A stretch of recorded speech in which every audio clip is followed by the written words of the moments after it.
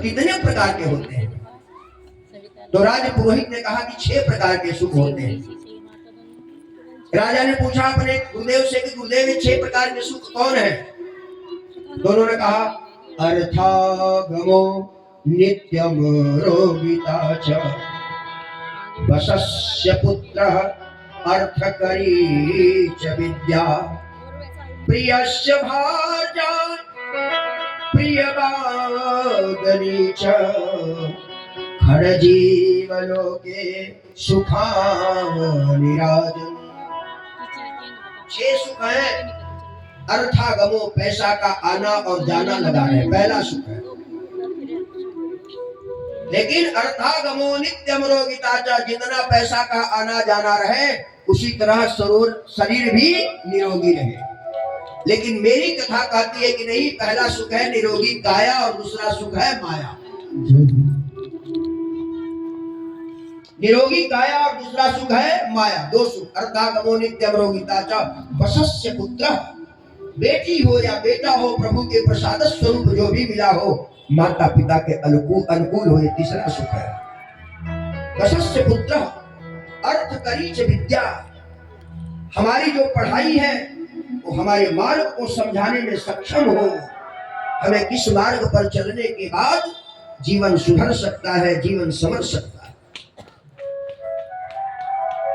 वशस्य पुत्र अर्थकरी च विद्या प्रियस्य भार्या, और पत्नी हो तो संसार की सबसे सुंदर हो, ये 5वां सुख है। अरविंद भाई साहब मुस्कुरा रहे, सुख तो मेरे पास है। प्रियस्य भार्या, सुंदर भार्या हो, दिव्य। सचिन भाई भी मुस्कुरा रहे, मेरे हमारा नाम नहीं लेकर। प्रियस्य भार्या, लेकिन 6वां असली सुख क्या है? प्रियवादिनी च, देखने में बहुत सुंदर हो लेकिन बाणी कौवे जैसी हो, कौवे जैसी, ये सुख नहीं है। प्रियस्य भार्या प्रियवादिनी च, विचार कर रही थी कि कल से कौवे जैसे बोलूंगी यार। प्रियस्य भार्या प्रियवादिनी च, जितनी सुंदर देखने में लगे उतनी सुंदर उसकी बाणी हो। ये 6 सुख जीवन के हैं। पंडित जी के पास यही सुख नहीं है, उनका है क्या? लोक वार्ता क्रूरा पायसो बहुजल्विका सुराच गृहसेषु कृपणा कलह प्रिया। बड़ी सुंदर थी लेकिन भयंकर झगड़ालू। जब तक पड़ोसी से लठ नहीं बजवा देती थी तब तक उनको चैन नहीं पड़ता था। इधर की उधर की बातों में जीवन व्यतीत हो गया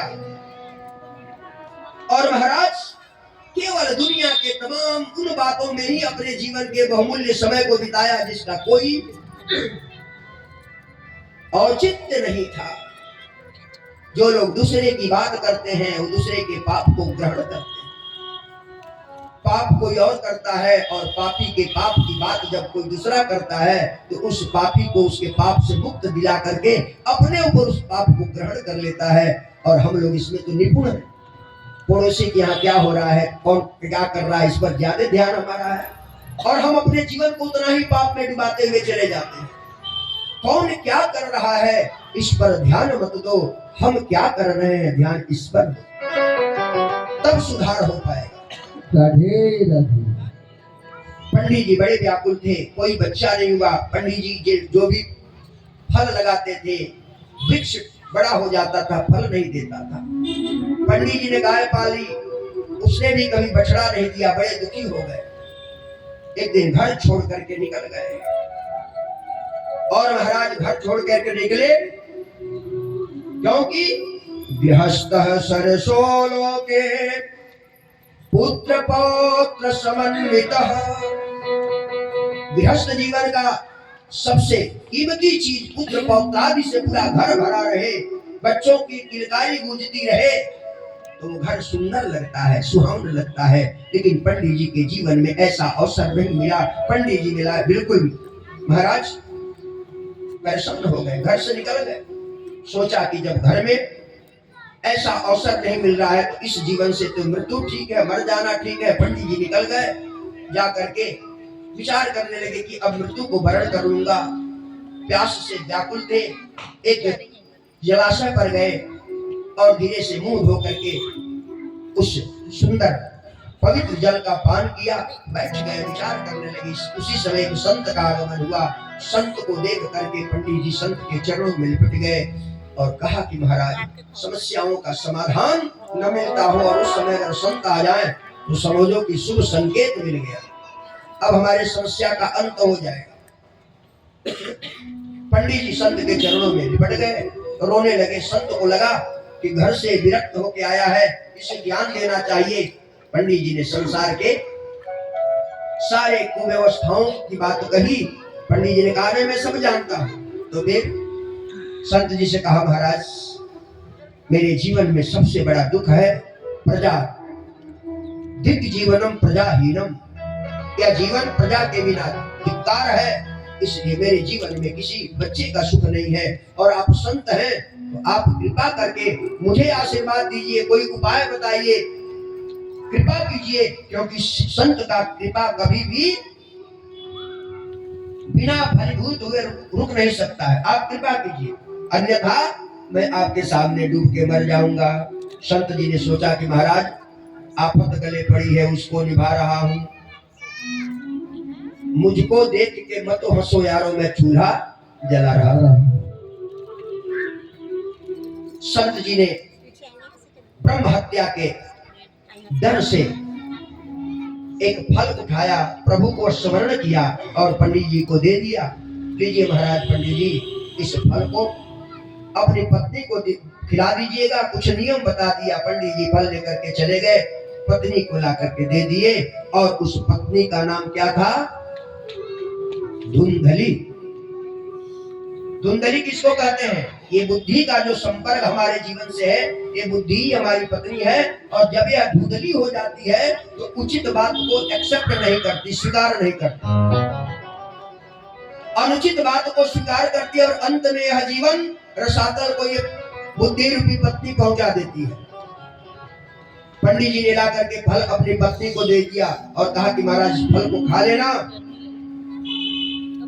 और फल खाने के बाद से नियम बता दिया, इस नियम का पालन करना, प्रभु की कृपा होगी तो हमारे आंगन बच्चों की किलकारियों से गुंजमान होने लगेगा।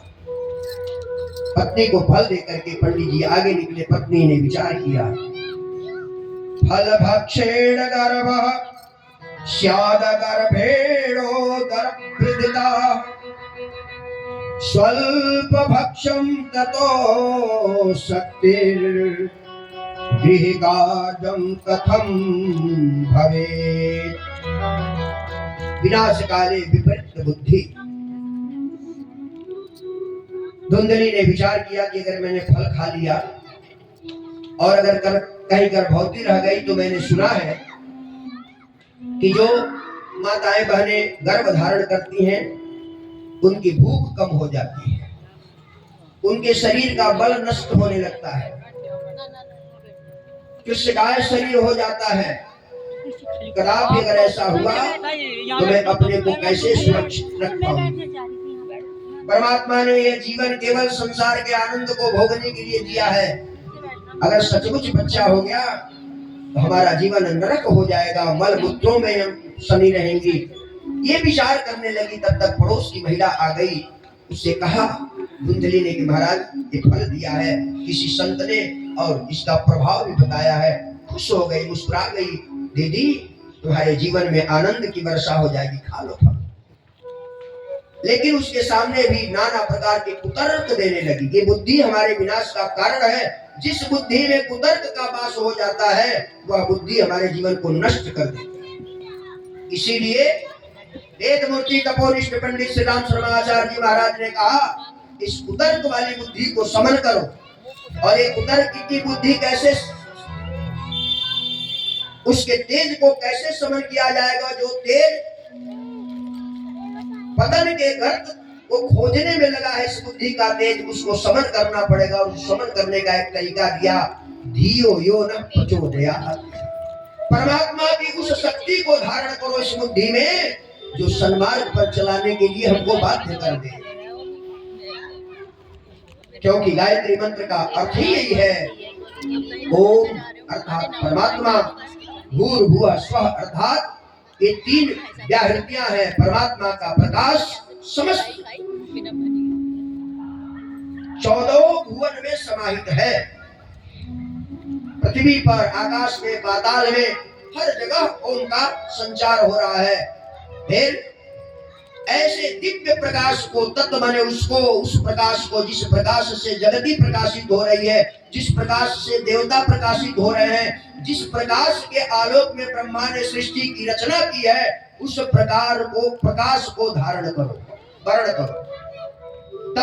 और प्रकाश कैसा है? तेज पुंज है, सूर्य के तरह।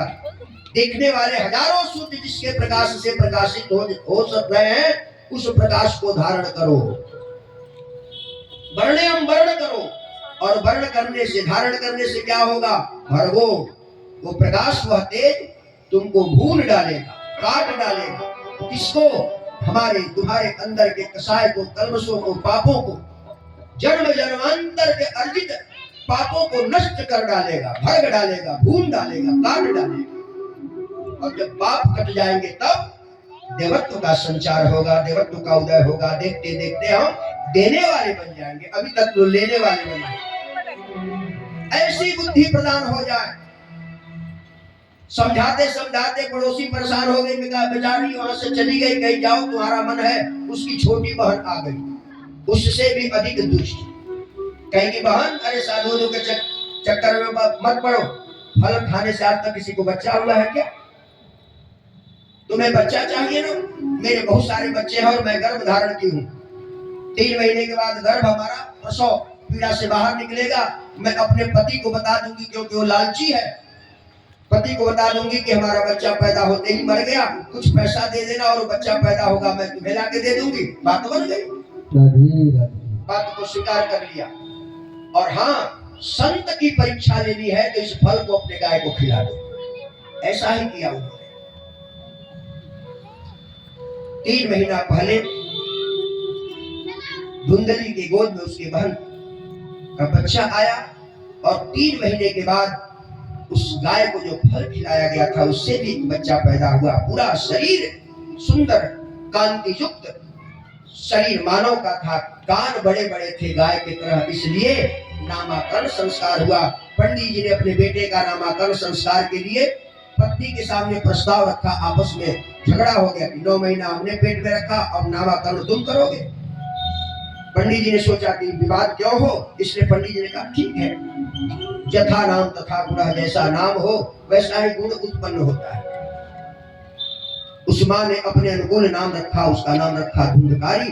पंडित जी ने उस बछड़े का नाम रखा गोकर्ण। धुंधकारी महाखलः गोकर्ण महापंडितः। गोकर्ण बड़ा सुंदर पंडित हुआ, ये धुंधकारी बड़ा खल हुआ, बचपन से ही बड़ा आतिताई हो गया। और इतना अत्याचार पापाचार के गर्त में अपने जीवन को ढकेल दिया कि अंत में पंडित जी बच्चा नहीं था तब मरने के लिए गए थे, आज बच्चा हो गया। बच्चा से प्रताड़ित होकर के पंडित जी मरने को तैयार हो गए। गोकर्ण ने समझाया, पिताजी घबराइए नहीं, आप क्यों किसी को दोष देते हैं? जीवन में सुख और दुख जो मिलते हैं वह अपने जीवन के कारण है। गोकर्ण ने समझाया कि पिताजी न चेदस्य सुखम किंचिन सुखम चक्रवर्तिनः सुखम अस्ति विरक्तस्य मुनिरेकांत जीवनम। हे पिताजी, किसी को भी इस धरा पर सुख नहीं मिला है। बड़े बड़े चक्रवर्ती सम्राट को भी सुख नहीं मिला है। आप जरा दशरथ जी को देख लीजिए, जिनके 4 पुत्र थे, क्या उनको भी सुख मिला है क्या? और आज गोकर्ण जी समझाते हुए कहते हैं कि पिताजी देख लिया संसार मैंने, देख लिया संसार मैंने, देख लिया, देख लिया संसार मैंने, देख लिया, सीख लिया संसार मैंने, देख लिया। सब मतलब के यार मैंने देख लिया, सब मतलब के यार मैंने देख लिया, वो देख लिया संसार मैंने देख लिया, देख लिया संसार मैंने देख लिया। तन निरोग धन जेबम जब तक हो, तन निरोग धन जेबम जब तक सेवा करेंगे मिलकर तब तक, सेवा करेंगे मिलकर तब तक, सेवा करेंगे मिलकर तब वो तक, सेवा करेंगे मिलकर तब तक, सेवा करेंगे मिलकर तब तक। मानेगा परिवार मैंने देख लिया संसार मैंने देख लिया संसार मैंने देख लिया, संसार मैंने देख लिया। जिस जिस पर विश्वास किया